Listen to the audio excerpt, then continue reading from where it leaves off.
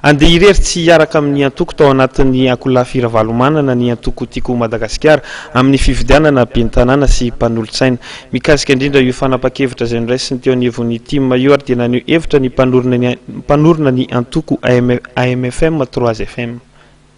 Disiko ilay filazana fa niaraka tamin'ny zay tokony iarahanay zay tamin'ny député satria nanana candidat 7 aho. Zay niarahana ny fanolotra teo amin'izany movansy zany nefa dia nesorona kolaka zany hoe tsy navela ny filatsahana na efa nisy fahavonona ny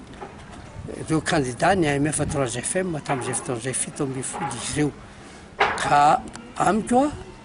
fananarana ho ahy sy ho anay zany satria raha ohatra ka tonga amin'ny eritreretina hiraisana iny moa dia miakina amin'ny fahendrenay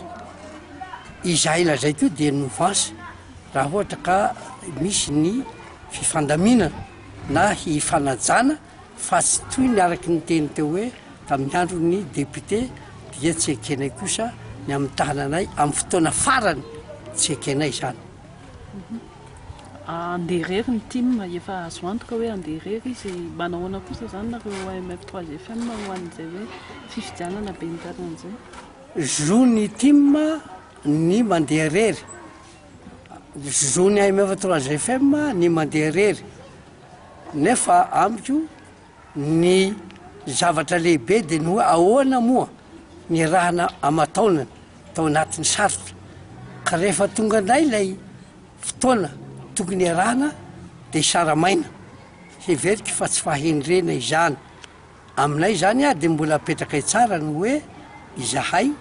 dia mila zay firaisana ary zay nahatarika ny tenako manokana nampiavana ny tokony hiavana azy satria la zaho tamin'ny alalany taratasy fa ray aman-dreny am-panahy ianao président Ravalomanana tamin'ny antso nataony ho ahy dia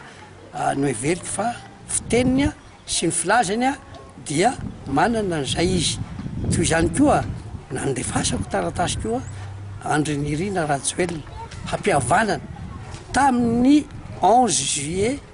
2012 no nanaovako izany ka amiko lay fampihavana pirenena dia mbola hiziniziniko fa zay ny vahaolana amin'ity raharaha fifidianana atao ty dia zao dia afa baraka ny fandaminana satria lay candidat indray ny manontany hoe inona ny tokony hoetiko zavatra tsy mety zany koveka zany ka tsy mena tsinika reo satria ny azy dia karama fa kosa ny tena mbarariny dia ny hoe tokony natao tsara fampahalalana ny ambainday ny fomba hatongavana eo amin'ny